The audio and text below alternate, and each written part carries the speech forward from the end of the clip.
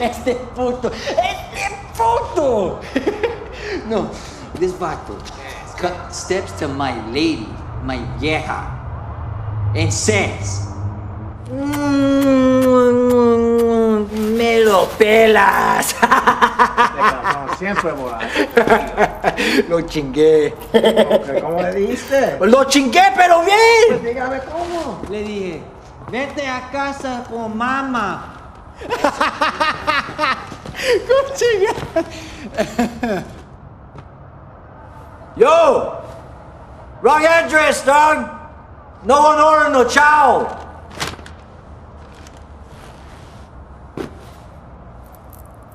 What the hell, man? You stupid or very stupid? ¡Muévate!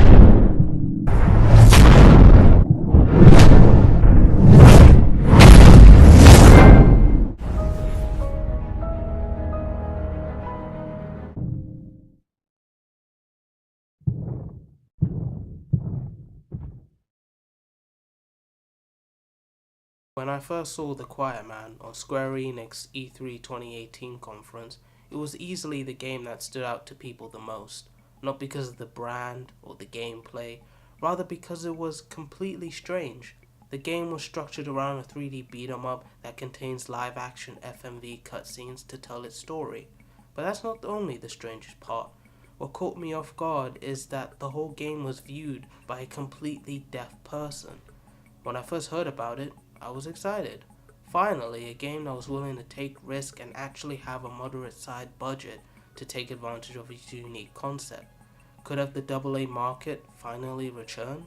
For those who don't know, the AA market is similar to the AAA market, but instead of having large budgets funded by publishers, EA, Activision, etc., AA markets usually have a much limited budget to use to create the developer's vision that is often backed by their publishers. Often AA markets had an advantage against AAA because unlike AA games, a project with millions of dollars invested in it would usually worry the publisher if the game doesn't sell well in the end.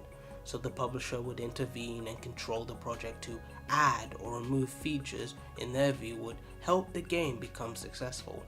There are countless games that were ruined due to the publisher changing the game to suit their business needs by usually sacrificing the developer's creative vision. If AAA games fail, then it will be a big blow to the publisher, but if a AA game bomb, it will be the equivalent of a tiny scratch to them. If a AA game succeed, it will be a nice surprise to them, and would likely give the team a bigger budget for their next game. The business model was around for decades until it faded away in the 7th generation of consoles. Why? Because of the arrival of HD graphics. Budgets of all games ballooned due to the need of more staff to create said graphics at a higher resolution. Companies that used to provide steady money for small studios are either shut down or bought up by bigger companies. So to survive this cutthroat industry, it seems safer to follow trend, such as now with open world games, like Assassin's Creed Odyssey. What used to be an action stealth series is now an open world RPG, with dialogue options and romance. But it's pretty obvious it's following the bandwagon that was created by The Witcher 3 and BioWare games. Now I'm not saying ACO is a bad game or anything, but it seems kinda to kill your enjoyment of the game that brags about being so different and a risk-taker installment on the franchise, but it's just really aping the popularity of games set up by CD Projekt Red and BioWare. Let's be honest, are you still willing to play a 100-hour open world game time after time again. Maybe some to you, but I'm so tired of it. I just wish some game could try something new. I'm not talking about a new story or a new genre that is often done with new IPs these days. Something truly interesting and fresh, and that's why I'm so intrigued with The Quiet Man. The 3-hour game with FMV cutscene with beat 'em up gameplay that isn't Yakuza or the Batman Arkham games? How about a concept that is greenlit these days when most publishers would want to fund games that are either filled with microtransactions, wannabe movies, or to show off graphics rather than gameplay, or an empty, repetitive open world? So after the trailer dropped at E3, it turns out that the studio of The Quiet Man was Human Head Studios. For those who don't know, Human Head was originally founded by Raven Software devs, who worked on the cult classic Viking game, Rune. After that, Human Head was tasked by 3D Realms to help create and finish one of the longest development hell period of any game, Prey, and it was released in 2006 after a 15-year development hell schedule. Then it's time for the studio to work on the sequel that will be infamous throughout the years, Prey 2. To summarize it, Prey 2 was going to be published by Bethesda, who was bought out by the original 3D Realms, and was planned to be released at 2011, but this took a turn for the worse, as allegedly Bethesda wanted to buy out Human Head but refused to, so there were harsher deadlines put on the devs that they cannot reach, so Bethesda cancelled the game publicly at 2014. They said it was because the game wasn't up to quality standards. The only reason why Arcane Studios' System Shock's spiritual successor is called Prey, because it makes sense calling it Prey because the players are Prey too. Also because the devs themselves likely couldn't come up with anything better, so they stick with it. So what is The Quiet Man? Like I said before, it's an FMV 3D beat 'em up hybrid, with its unique selling point is that the main character you play is deaf. Which sounds pretty interesting, right? So is it good? Well, okay, I'm sure most will already be aware of its not so good reviews, but that doesn't mean that there's no positive aspect beside all the problems. The only thing I want to do when reviewing a game is to be fair, and not just make negative reviews about anything for the sake of views and attention. So what are the positives? Well, let's focus on the visuals. The Quiet Man tells its story mostly through live action cutscenes, with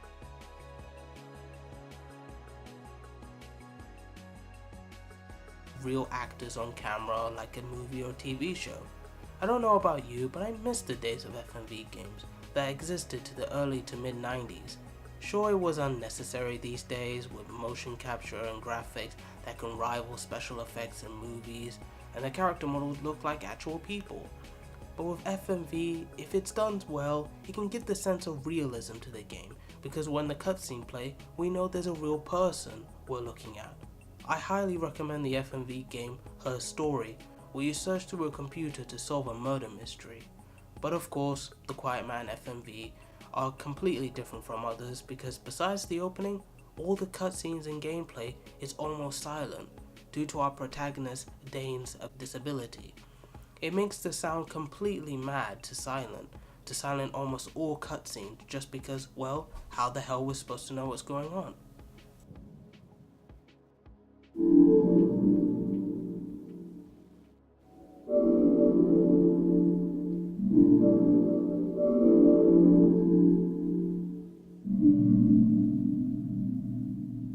That's the point. To me, video games are a personal art form that can teach and inform people far more than any other medium due to its interaction. I learned far more about disabilities through games such as mental health with Ninja Theory's Hellblade, Senua's Sacrifice, lack of sight with Tiger and Squid's Beyond Eyes, and the Deep End's Perception. Games that tackle the discussion of disabilities with letting the player experience what they're going through. Even something as small as the opening of Deck 13's The Surge, a sci-fi game that was focused on technology and augmentation, the protagonist of the game signed up for it, not to be a cool super soldier or just be strong because he's in a wheelchair and wants to be free from it. The game doesn't need to spell it out for you because all you need is to control your character for a few minutes to fully understand how limited you truly are and understand why the protagonist wants to augment himself so bad. That's how amazing video games are, and the medium doesn't need to try hard to send their message. Well, I can't say how accurate the experience of deafness is to The Quiet Man, but I'm proud to say that Square Enix and Human Head had at least attempted to recreate it in an age where publishers are afraid to rock the boat with serious topics because they can possibly lose an audience because of it.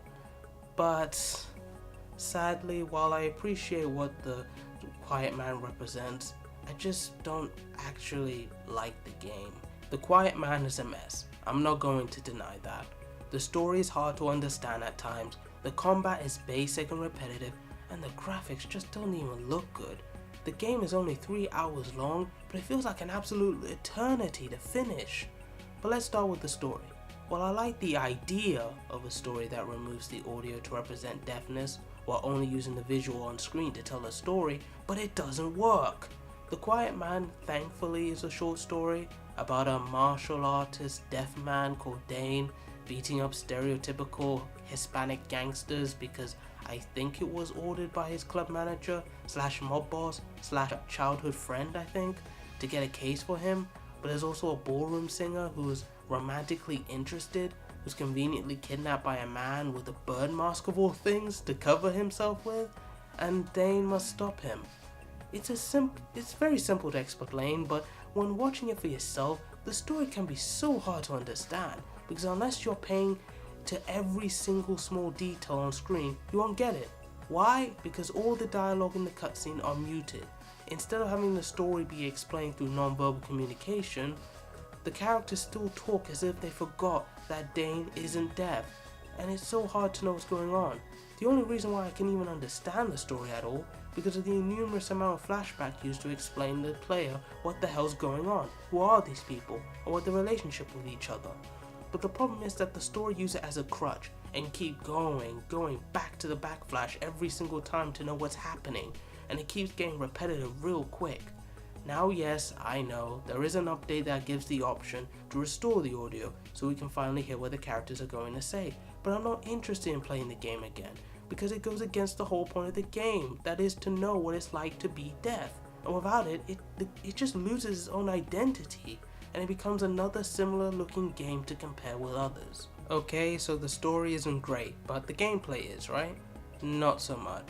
The controls itself is fine, what do you expect and all, but the mechanics of combat is pretty thin and basic. I mean, what you have is the typical kick and punch buttons you expect in a brawler like Yakuza, but the Quiet Man doesn't even have an upgrade tree, heat moves, or even combos to execute to trigger unique animations and tactics. The Quiet Man has only one mechanic, which is matched to the R2 button. If timed properly, it gives the player a powerful attack to unleash on enemies. The problem is that the special attack is very easily triggered, as long as you punch or kick someone before doing so. So it's very easy to spam this move over and over and over again, and it makes the game incredibly easy. The enemy AI is too simple, and there's very little variety that makes the fights feel boring to fight. Even the so-called boss fights, they're incredibly easy to beat, and the only reason the game isn't beaten in an hour because the enemies have large amount of health, so it requires the player to spam multiple special moves to take them down, which is boring. But at least the sound design is great. Even though the game is all about hearing disability, not all sound is silent, as in gameplay. Each punch, kick, even footsteps are muffled, but yet still has a recognizable sound to non-deaf people to know what is happening, and the punch and kick sound effects are still satisfying to hear when beating up bad guys.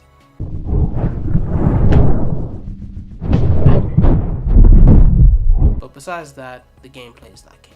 So sadly, after months of waiting after the reveal of Quiet Man, it turns out to be a rather disappointment. But even after all of that, I still do not regret buying this game. Yes, even though the game was below average, this game is worth existing for the sake of another game to take ideas off of it to truly take advantage of its concept. Let's remember that even the most groundbreaking games were still inspired by other lesser known games, and without it, these said games will probably never exist because of it. Sometimes disasters, while usually terrible, it's needed so the creators can avoid the pitfalls of others to truly realize its concepts. Experimentation is a risk worth taking to evolve the industry, and I believe that the Quiet Man goals is worth encouraging to other studios to achieve it, so us consumers don't have to see the success stories being ripped off by countless companies who are afraid of taking the chance to innovate. While I don't like the Quiet Man as a game, I love the ideas and risks Human Head and Square Enix took to attempt to create a new experience, even if the experience itself isn't worth the full price.